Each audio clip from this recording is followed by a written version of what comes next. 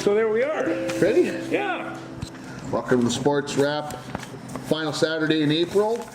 Beautiful day. My goodness, yeah, the sun's Yeah. shining. It's going to be glorious. We need a couple of these. Apparently, with what's coming up on Monday, we might have to build the ark. I don't know. I said to my wife the other day, if I ever won the $1 billion, I would donate a cover-up dome type thing to Falls High School, because that way you could get your spring sports in. You know, 'cause it is tough, and it always has been tough. It always has been. Yeah, Yeah. it's been crazy. We got double headers and stuff that it's nuts. Yeah. Where do you want to start?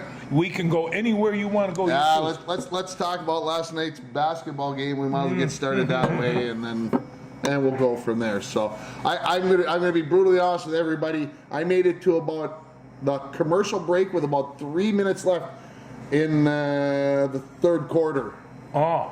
And that was the end. The eyes would not stay open. And honest to gosh, I was watching it on FanDuel Sports. When I woke up, the replay was starting. And when I woke up the next time in the chair, because I couldn't move, it seemed like, the next time I woke up, they were in the post game. Well, you know, And I'm like, holy smokers, that's like 2 hours. there were five or six men that were performing at just such an extreme level, 3 of them on each team. Okay. You know, and I watched this game and I just thought, will you remind yourself from time to time how great of a basketball player LeBron James is? He was shooting them from all over the place and nailing these threes and crashing the boards and whacking people in the head and getting whacked in the head. He was in there to win that game. I think when I gave up, he had about 27 points or something. He wound up with 39. 39, there you go. You know, and so, but it was just, and people were really actually trying to cover him, and it's the same way with Doncic. Luka was just shooting from all over. They're covering him, and he pops up and nails a 3. I mean, they're a very, very good basketball team. That being said, I think the Timberwolves rely on right now. They have more than 3 people performing. You've got Naz Reid, when he actually has to hit a 3, he hits that 3. Yeah. You know, DiCincenzo is just fit in nicely with that. I noticed when he watches and they leave him alone a little bit, he squares up, just perfectly squares up, plops that 3. You know, these guys nail it when you have to have it. I think Gobert, especially defensively, blocked several really good shots. Sometimes you wondered whether they were coming down or not, but it don't matter. He swatted them away. Right. He was tough in the paint yesterday, and so I don't know. It was a great basketball game, and they're going to be going again here on Sunday, I believe, at 3 o'clock in the afternoon. But I'm not going to want to miss that. Yeah, the Wolves go on a 13-1 run to finish the game and win by 12. It was tied at 103 when they talk about the 13-1 run. A lot of threes made again, and of course that is the formula. The lead never went more than 7 points one way or another. The Timberwolves had a 7-point lead in the second quarter, and then they came back. They were behind at half, but you know that behind at halftime. It's amazing what those coaches do in that locker room and some of the things they pick up, and just the intensity. So, and you know, and it's just like, and I tell you, the only thing, you know, in the old days when you got a foul, you kind of you walked away. Now it's one of these, and it's not just Ant doing it; it's everybody doing it. Could I have possibly been so nasty as to hit that guy in the head? Yeah, and you know, and they're just funny. So I have to take them and say, guys, this is big boy basketball now. Quit your whining. And it's well, it's big boy basketball, and the whining will never end. I suppose it's well, they were talking about the Wolves, quote unquote, getting the short end of the reffing stick a little bit on talk radio the other day when I was driving around. And the fact that does it have still have an effect that Karl Anthony Towns is still a Timberwolf, so to speak, and that referees still have it in their minds that the Wolves are a bunch of whiners. Not that I can believe that we're worse than the Lakers because Doncic and, Oh, no, LeBron are the two of the worst. But I'm telling you, Luka could get an Academy Award for some of the things he. But I do know also that those guys took some pretty good raps yesterday and last night, and these are big men. These are very big men, and when they land on the floor, that floor doesn't give very much. It's a big thud. It's a big thud, and it's just. But before we leave that, I got to say, Jaden McDaniels had 30 points, and these were quiet points, and it's just like, what are you doing? He hit like 3 in a row, and you just say, oh, Jaden's on tonight. Yeah, when he's on, it's. I hate to say it's almost lights out for the other team because. You know that Ant is going to get him. You never even mentioned Julius Randle. I thought he played. Randle played very well and last night as well. defensively, he was just really, really strong. In fact, he's the 5th key to that team. So I agree. Yeah, he really played well, and Ant got 29 too. So that's 59 for 2 guys. They got that kind of scoring and consistent shooting from everybody else. So it's just. So Wolves are up 2-1. Yeah. We both predicted last week when we did the show that we thought they would win in 6 or 7, so we're still on track. I don't think Los Angeles is done yet, No, it's they had a talk show the other day, and they says, what are the odds of the Wild and the Timberwolves both making it through the first round? And they says both teams to do it. They estimated it to be about 20%. Well, I got news for you. The last game that the Wild play, and we can go turn into there. They were playing the best hockey of the season, and I got to say the same thing for the Timberwolves last night. They were just physical, hardcore basketball players, and the hockey thing, we can get into that later. Yeah, the big thing I think, and this is with any playoff series where you're playing a 7-game series, the team that loses, the next game they come out, there's a little more edge. There's a little harder edge, and I think if you look in the Wolves series, the Wolves win game 1. They made 21 threes or 22 threes, whatever it was. And the media came out and said that the Lakers got bullied by the Wolves. They didn't play hard enough.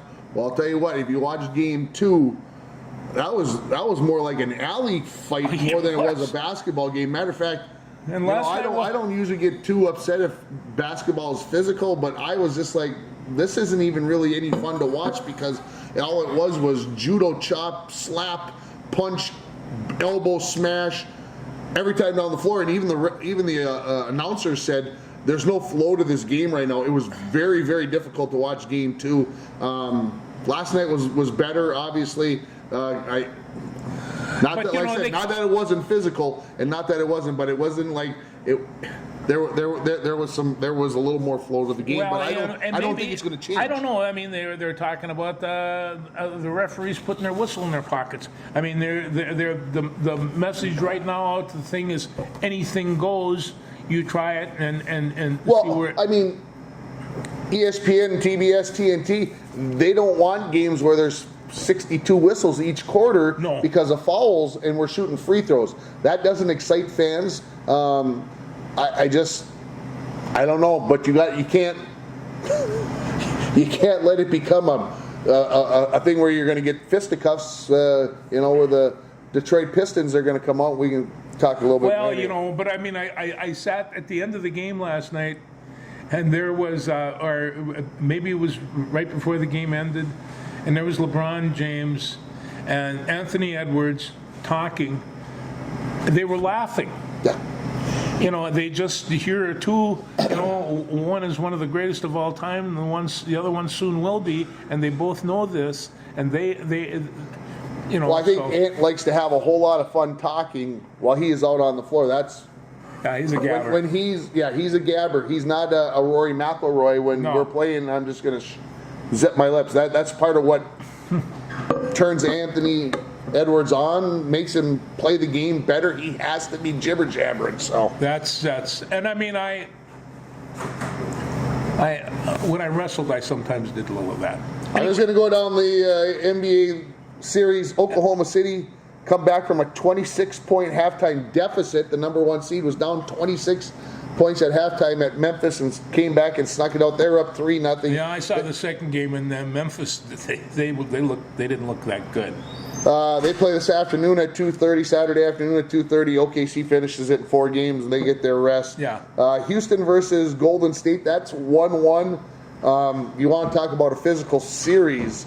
That thing is just, like I said, it's sometimes it's tough to watch if you're into this flow of a game, because Houston, although they're the number 2 seed, they almost are acting and playing like they are the underdog, like they are the, and they showed before the first game they showed starters and how many playoff games they had played, and I think for Houston it was 1-1, 17-1, and like 19. Yeah.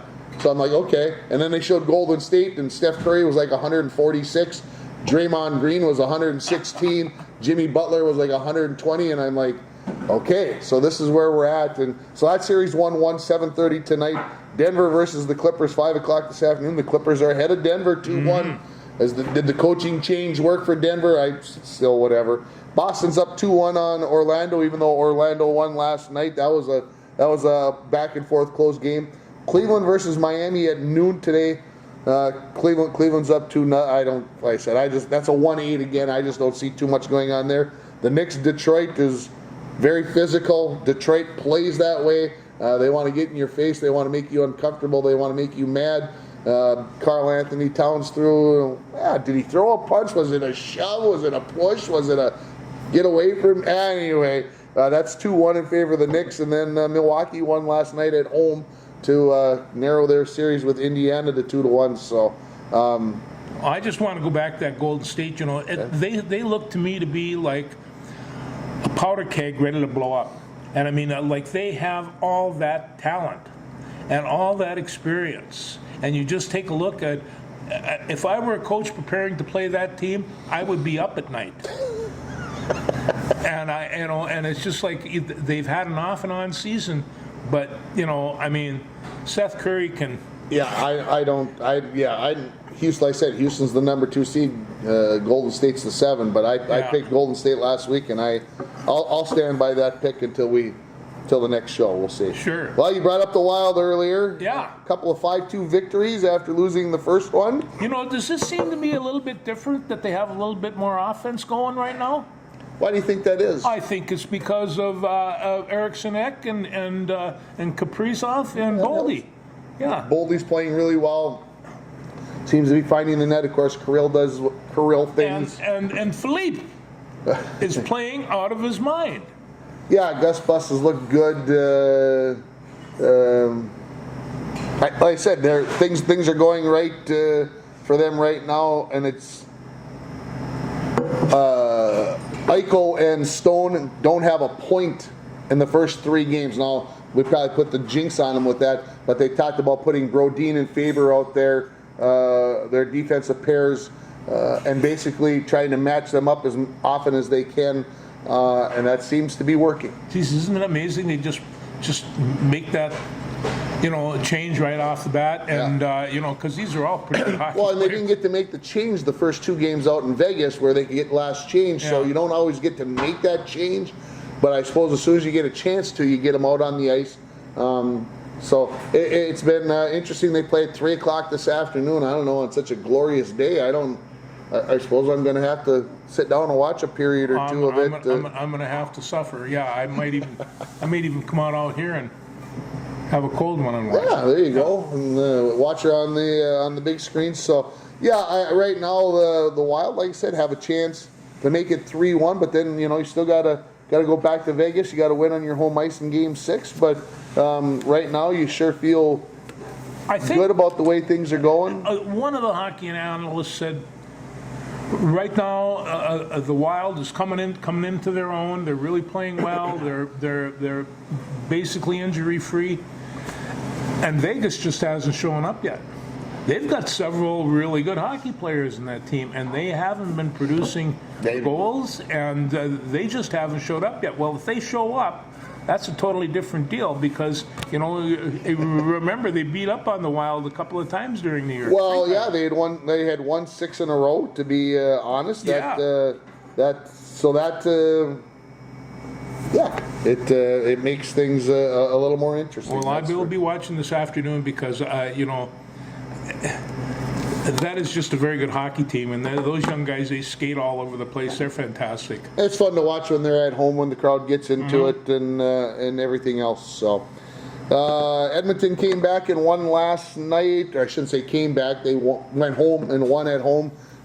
Big score, 7-4. So they're 2-1 down as Edmonton. LA is up in that series after winning the first two at home. The Wild, if they win the series, they get the winner of that series. That's why I bring it up where that is. And so the Wild have I'll call it a love-hate relationship with LA. It seems like they either whoop them or they get whooped. I'm not sure. So I'm not. And then of course Edmonton, for whatever reason, we've had Edmonton's for the last couple of seasons. We've had their number. But boy, last night I tell you, I watched a bit of that game before I nodded off. Edmonton was scary. They were everywhere. And of course, LA had 4 goals, but it was a crazy game. Winnipeg up 2-1 on St. Louis. Won the first 2 in Winnipeg. Not convincingly in Winnipeg, and then St. Louis absolutely bombarded them when they got to St. Louis. They play tomorrow.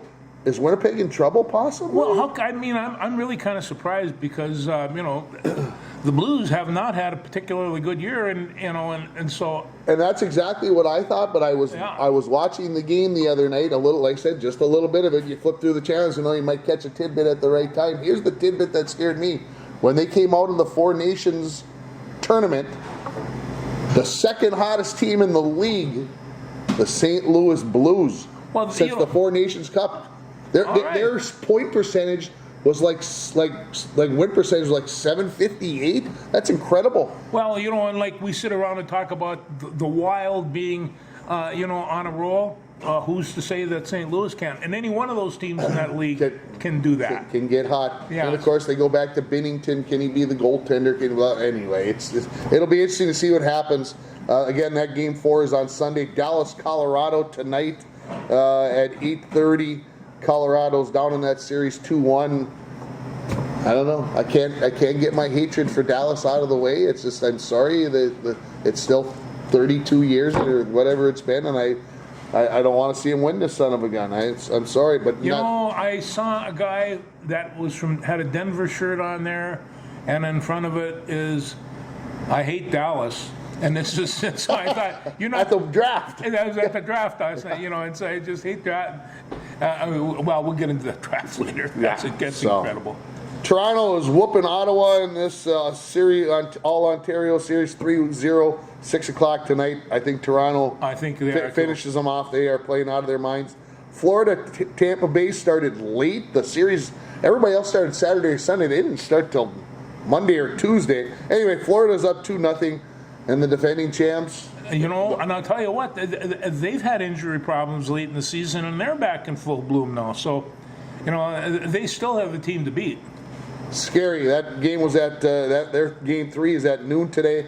Last night, New Jersey went home, had to go to double overtime to beat Carolina. So Carolina leads that series 2-1. Montreal went home. They won in front of their home crowd. So Washington I shouldn't say only, up in that series 2-1.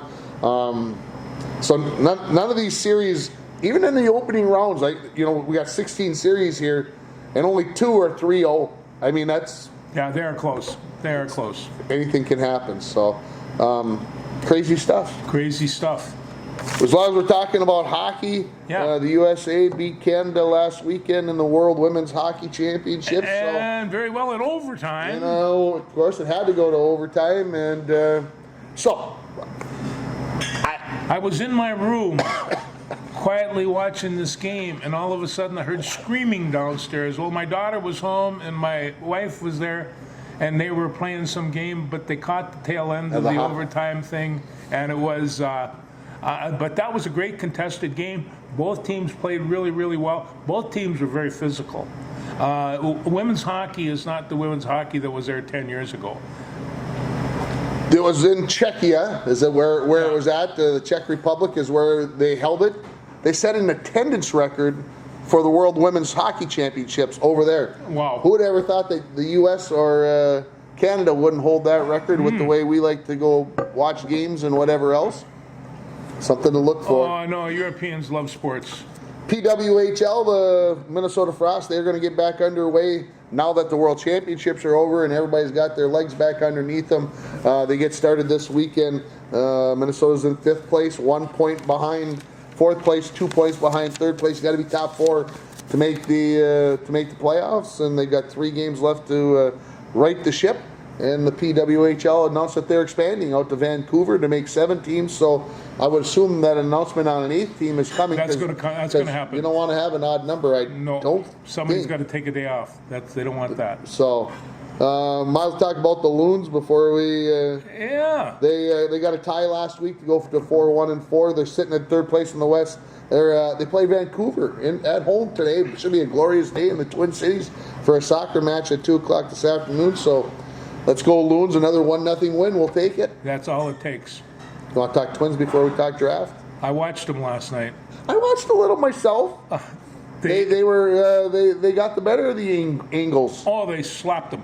And it just, I mean, I looked up and it was all of a sudden, there it was. It was 5-1, then 6-1, and then they had the bases loaded and everybody started hitting people in, and then Larnach went up and hit a 3-run homer, and I just thought. And all of a sudden it was 9-1, and everybody's like, this is the way it's supposed to be. They scored. That's the highest scoring that they had this year, and and they had our bartender friend's pitcher was there, and he was Pablo was there. He only went, he threw 90-some pitches after the right hamstring injury. I was kind of surprised they let him go as long as they did. Yeah, he was still in there. There was a bad part, though. The bad part, go ahead. You can talk about Luke. Well, that's Luke Keeschall. And, and I mean, when he showed up, it seemed like 10 days ago, and that's all it was, he was hitting the ball all over the place, and all of a sudden there were pitchers on the mounds looking at him every time he was on first base because he can run, too. He can run. And he can field and do all the rest of that, but he can't do any of it when you get hit with a 86-mile-an-hour slider and break your arm. So he's going to be out for several weeks, and I have to admit that's the first disappointment we had. This kid is hot and fun to watch. Yeah, what did they say in his first... He was the first Twin to reach base the first 6 games of his... Something along. He was on base in all 6 games. Well, he's hitting .368. He had 5 stolen bases in 6 games. And I mean, people wonder whether or not they should steal base and stuff. If you told the pitcher there's not going to be any more stealing of bases, they'd feel a lot better about that. Sure. Because they're twitching over there looking at that first all the time. And when you're twitching, I don't think you have any idea where that other ball is going to go. And so, you watched him, and I just thought, and he's bouncing. I thought, oh, I like this kid. And I felt real bad when he got tagged. Yeah, not good, unfortunately. No. Twins are 10-16, still sitting in 4th place in the division. 5.5 out, and it's so they've got the Angels again today, and we'll see if they can, keep that rolling a little bit. My good friend Byron Buxton, really playing well. Yeah, nice catch to preserve the win the other night. Catch. A walk-off catch. A walk-off catch. When the ball got hit off the bat, I'm like, well, you don't want to know what I said out loud, because it looked like it was probably bound for the wall. I didn't think anybody could catch it because it was either a wall hit or whatever. But Byron got back there and laid out and got it. The only thing he can do is he can run like a gazelle. And what is he, about 6'3"? I mean, he's got a nice long reach. The only thing you're worried about, of course, he's got to land. And he's landed in some precarious places, but he landed and he got his carcass right up. It was really, really fun to watch. No. Yeah, it's it's much better when the boys are being competitive, when they're winning, but at least being competitive and being giving themselves a chance to win. So what's with this Roman helmet that they toss on a home run hitter? Well, yeah, last year it was the vest. The vest. I assume Pablo came up with it. That's kind of his forte. So it's pretty funny. Anyway, Sue was looking at it. What is that? I says, well, no, he's got to wear that for the next inning out in the field. No. Oh, he took it off. I guess not. So, yeah. Gotta have some fun Gotta have with it. some right? fun, and they're having fun in there. And I suspect that there's nothing worse than a dead professional dugout. That is no fun, and it's Yeah, you guys spend 6 months with these guys every day. And pretty much every day, right? I mean, you don't get a day where you're not with these guys. No. And I mean, even in the bestest of situations, that can be difficult. You know, we all have people we go to work with, and we're like, oh man, they're rubbing me the wrong way, whatever. It's crazy. Oh yeah. NFL draft. Oh, that's right. That's been going on.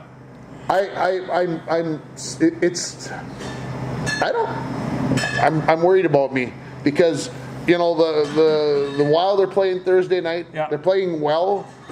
I only got one TV on, and what am I watching? Not the Wild. I'm watching the NFL draft instead, and I'm like, what am I doing? I mean, this is after the Vikings drafted at 24, and I'm still watching it. I'm not. The Wild are playing in the third period, and I'm watching the NFL draft instead. You know, and That's I'm wrong. of this bizarre opinion that there's very few of these people are going to help your football team next year. But yet here, But here they are, and we watch them. And when the Vikings got Donovan Jackson, What'd you think of it? I knew who Donovan Jackson was because last year in Ohio State went into the championship thing. They lost a tackle. They moved him over from guard, and he did a very, very nice job over there because you figured, there's a crack in the offensive line of Ohio State. That's not true, and it's just so they see him. I think that they take a look, and they like to revolve our linemen, and in fact, out of necessity, sometimes we've got 4 guards, we've got 4 tackles. I don't know, 3 centers right now, but yeah, it won't be that way when we get to the end. Get going.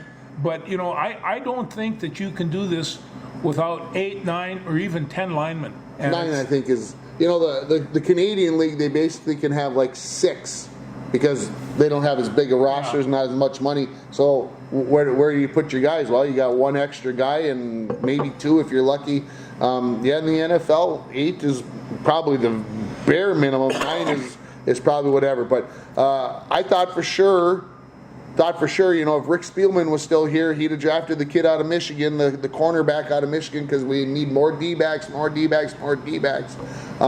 I thought that's where the Vikings were going to go. But when they drafted the guard, you know how us line coaches feel about that. We like that. We like the offensive and defensive lines being solid.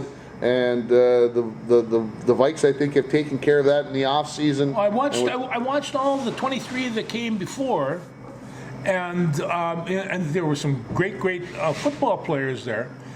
And I just thought, you take a look at this. He might have been the best football player available at the time. True, and so, could you be. know, and he goes down there. And I mean, you know, Shadar Sanders is still on the board. And he was going to be picked in the first round, the quarterback from Colorado, whose daddy was the coach. He still hasn't been drafted. And that kind of amazes me. Well, and Mel Kiper, he's exasperated that he could possibly be this round because in Mel Kiper's original draft after the season, after everybody declared whether they were coming back or whatever, he had him at number 3 overall. Oh. Number 3 overall. And yes, he dropped off a little bit, some of the things during the pre-draft stuff and combine and all that. But the one guy on ESPN last night, I can't think of his name, doesn't matter. He said, I had him at number 16. He said, tomorrow morning, we're going to draft at number 103. He said, what are we missing as draft professionals? What are we missing that has scared that many players, you know, whatever. So, you know, they've listed off these quarterbacks who have become ultra successful. You know, the Lamar Jackson, I think, was a early second round pick. Kirk Cousins was a 4th round pick. Of course, Tom Brady was number 199 in the 6th round. Brock Purdy was the last pick, you know, Mr. Irrelevant. Yeah. All these other things and have become successful. And so these people are saying, well, Shedeur Sanders is going to be exactly the same. He's going to be this guy, and there's going to be 31 teams that are going to regret not drafting him. That being said, he was the Big 12 Player of the Year. I'm not totally sold on him that he was a first-round pick. Matter of fact, I thought he would drop maybe to the middle of the first round, maybe the bottom of the first round, because that's where But I the thought fact that he's going in the fourth but round? the fact that he's going to go in the fourth round, I'm going to say it. Our team's afraid of Dad, and Dad is going to have to follow, and so teams don't want to draft I was the going to kid. ask you if that had anything to do with If the kid drafts, then Dad's going to be sitting looking over my shoulder, asking why he's not playing and blah blah blah, and I'm going to be part of the staff, and is a owner or a GM going to go, well, Deion Sanders wants to come and coach with us. Let's hire him. Yeah. You know, I don't know. Is that the problem? Is he going to go undrafted? I mean, are we going to be here at the end of the day today and Shedeur Sanders is not going to be drafted? No. I mean, he's going to get drafted. You know, there are. I see in my mind two basic groups: a traditional type quarterback and a running passing type quarterback. Now, Cam Ward. He's the number one pick. Yep. We haven't had, a whole lot of quarterbacks be number one pick in the last few years, and yet Cam Ward, and by a bunch, and it's just like. Well, and only 2 quarterbacks taken in the first round. Wow. Yeah. So this is. And the New York Giants moved up into the first round to get the quarterback out of Mississippi, Dart. Who's a very fine quarterback. They are convinced that he could be the next one. Of course, the Giants have been through this recently. Daniel Jones, but that's the game you play. The Giants, I thought, did pretty well, obviously, in the first round, getting who they hope is going to be their next quarterback. And I think Abdul Carter from Penn State, the edge rusher, I mean, I thought he should have been number one. I mean, that's how good I think he is. This is a kid who could be crazy. Of course, Travis Hunter went to Jacksonville. Cleveland was in the number 2 spot, traded that spot away to Jacksonville. And so, where do you think they're gonna play Travis Hunter? Are they gonna put him both sides? I think he's going to be a cornerback who comes in and plays some wide receiver in those maybe 4 wide receiver sets. I think early on that you're going to want to get him. I think that it's going to be a cornerback thing. That's what I feel. Could be wrong on that. Maybe Jacksonville's got other ideas. Maybe he becomes the wide receiver who's the nickelback. Well, he's got a lot of tools in his toolbox, and so they could use him for punt returns. And I don't know what they do for kickoffs anymore, but there's plenty of ways that they can get him in the open field with the ball. They're going to try to do that. Yeah. Chicago, boy, did they have? Well, they had 4 picks last night. Yeah. They've been loading up. Did it with offensive linemen. I have to say this before I forget. Eli sitting at the Nook eating his cereal Friday morning. First time he's probably really ever concentrated on the draft. Him and I watched a lot of it together along with the Wild game on Thursday night. And he goes, Dad, he goes, apparently in the first round you draft your offense and defensive linemen. And I'm like, no, that's usually in the 3rd and 4th round where you draft the offense and defensive linemen unless they're really, really, really good. I say it's usually your wide receivers, your running backs, and your quarterbacks. That's the way that it used to be, at least the running backs. But the wide receivers, think back last year or the year before, there was 27 wide receivers drafted in the, you know what, I'm exaggerating, but you know what I mean? It was really weird to see how many offensive tackles and defensive tackles and what I'll call edge rushers, where they got their hand in the ground, that were drafted in the first round on Thursday night. And I guess that's maybe where the talent pool is at. And so if we decided what did the Vikings have to draft for? Okay, we weren't sure that he was going to go for an offensive line. Well, I wasn't sure he was going to go for a wide receiver. And Ty Felton from Maryland, I mean, we were really hitting hard in the Big Ten right now. But, I saw some shots of this guy. He's no fluke. Yeah, 96 catches last year, they said. First team All Big Ten. Yeah. I'll be honest with you. Ty Felton, I'm off the radar, And do we need another receiver? Well, they were talking about that as well, and they were just saying that you've got Addison and you got the big guy, and you're setting things up, and I think that they're I think we can see from this just how they might run their offense.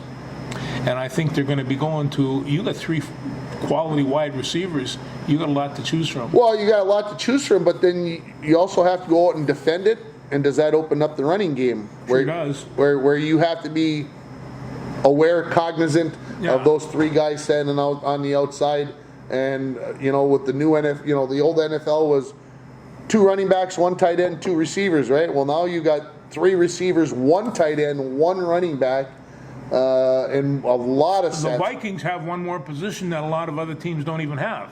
They got a fullback, and they have one name down there, C.J. Ham. So apparently C.J.'s coming back, and why not? He's the best blocking back in one of them anyway. Yeah, I think there's like I said, you got to come out and defend it. And if you think the other team's got their 3 wide receivers on the field, and you're going with that up tempo stuff that teams like this, so the defense can't make changes. They come out with their set, who you think, and then you get your people out there. So it's matchups out there, no doubt about that. Well, so what do you think about the quarterback situation? I'm still not a J.J. McCarthy fan. I wish we had Bo Nix. I'm going to live that world till they dig a hole for me and put me in the ground that the Vikings screwed up when they picked J.J. McCarthy. I sure hope the heck I'm wrong in this situation. But we got 2 quarterbacks right now. Yeah, somebody's going to get. I'm not. No. They're going to have something else. They'll have something else. And it won't be Rodgers or Cousins. It won't be Cousins, I don't think. I'm not saying no on the Rodgers thing. I'm sorry. I've got a horrible feeling like right here it says he's going to be here, and I just. But that'll be. They say JJ's full go, ready to happen. Yeah. A couple of Gophers.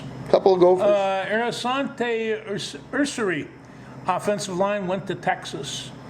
It's a good pick. 6'4", 315, all Big Ten. I mean, he'll be all right. He will. And then Justin Wally.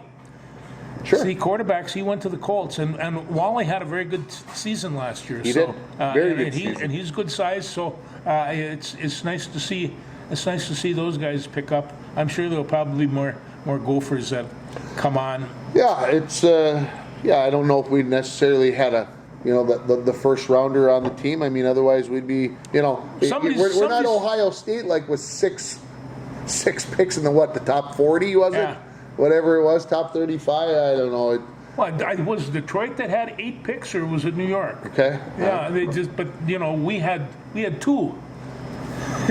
And that's all right. Their team is set. I mean, you used to have to pick your team through the draft. I don't know if it's necessarily that way anymore with free agency. I'm not sure it is anymore either, but I bet you Big Max from the Gophers winds up getting picked up somewhere along the line, and there's some other Gophers that are going to catch on. They're good. Yeah, a lot of free agent signings will happen on Sunday. Some of these guys will end up somewhere. Yeah. Steve McMichael passed away this week. This week. Chicago Bears. Chicago Bear, one of those tough guys. One of those guys I think you want to have on your team, and. It was ALS, if I remember correctly. Yeah, he wasn't very old, and it's it's a sad situation. But there we go. What else you got on that booklet? Well, first off, I want to talk about this pennant that I have down here, because I got a letter from a former athlete of mine, Joe Batdorf, and this is his daughter wrestled a couple weeks ago. I get it now, CIS. In the California State Wrestling Tournament. And this is, Coach Frank, wanted to send you this gratitude. You got a girl into the California State Wrestling Championships. I never thought that would happen. Thank you. I taught her everything you taught me, only she does it better. And this is Malika and Joe Batdorf. She is a sophomore wrestling, I believe, at 112 pounds. She is. I knew that she had capabilities. A year ago, she was wrestling and she got her nose broke, and she's a very attractive young lady and a pianist. She does all kinds of things. Do you think that she'd say, "Oh, my nose got broke" or anything? Get me a mask. I'm not going to go down like this. And so they had to take care of the nose at the end of the rest of the season. She still looks pretty good to me, but she was not going to give it up for a broken nose. This young girl, she has, as we say, chutzpah, and lots and plenty of it. But I got to congratulate Joe and Malaka and Belinda. You guys have done a terrific job as parents, and your kids are great. I appreciate this, Joe, more than you'll ever know. Thank you very much. And I've got some obituaries. The 1967, we had our first wrestling team. Correct. Okay, and so these were members of the original Bronco wrestling team, and they passed a few days apart. And this is Daryl Bucky Hart. He wrestled like, I don't know, maybe 125 pounds, but he was a graduating class of 67, really nice guy, a Vietnam War vet and all like that. But I've known Bucky since 7th grade, and he's a great guy. And the captain of our team was Bruce Rodiak. Bruce Rodiak passed away just a couple of days ago, but he was the captain of that team. And you got to remember, all the seniors and stuff, we had never done this before. Sure. So we're out there. It's like giving a guy a basketball that doesn't know how to shoot a hoop. It's tough to do, but these guys were tough and they stuck in there. And by region time, we did pretty well. We scored some team points, and that's how they did it in those days. But Bruce was a great captain and tough wrestler, and Bucky. So I mean, we feel bad about losing that. We've lost 3 or 4 off of that team right now, and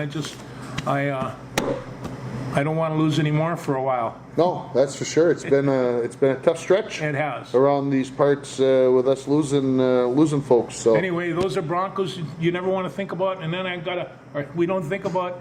And then there's this other guy related to me, former Bronco swimmer and football player, and yesterday he got his master's degree in physics, and that's Tanner Sether, who is generally only his masters. That's no, I kid Tanner. It's not the masters; it's the physics. Yeah. And so he got this out of Michigan Tech. He's a graduate from St. Thomas. He's got another master's down there too. So this is the second master's. So he's. It's not a doctorate. What is he waiting for? He's been out of school for only 7 years. We were talking about this, and Mike just says 8 years. Whatever. I think Tanner would like to spend the rest of his life at a college, teaching, learning. He likes school, and I mean, if once you get into the habit and get used to the rigors of college, it's a pretty good time. I liked it. You know, it's fun. All you gotta do is go to class, study once in a while, do some homework. Yeah, go be a bouncer at night. I'm 55 years old, and I still have the recurring dream about missing class and not knowing where not knowing where I'm going on campus. I can't find it. I just had the dream the other night. I must get it when I'm really exhausted, when I'm really tired, because I'm not thinking about taking classes. But there's some nights I wake up and I'm like, I'm at the University of Minnesota again, and I cannot. I don't know my class schedule. I haven't been to class in weeks because I can't find it. You know that government science building, that great big thing that was right over there. They built it in 1941, and it was just going to last for a couple of years. And you go into this place, and you're looking for like your English prof, and you walk around. There's 500 desks in there. It's just incredible, and that's the nightmare I have. You walk into the science building and lose the whole thing. By the way, there was no science done at this point in time in the science building. That was all gone. So, no, it's just it gets my guts rolling just thinking about it, George. Anything else? That's what my daughter used to say about you when she had to do your assignments. That darn calculus. That darn calculus. And I said that one time she was working at 1 o'clock in the morning. Maybe it's time to put it away. And I thought, that's not my place. She wants to stay up and go to work. She never cut your class. She's a good girl. Well, she's a good girl now. I don't know. She's still got those pointy elbows. I don't know. She liked to use the elbows. Anything else? We got everything we need. Hey, we'll see you in May. Next week.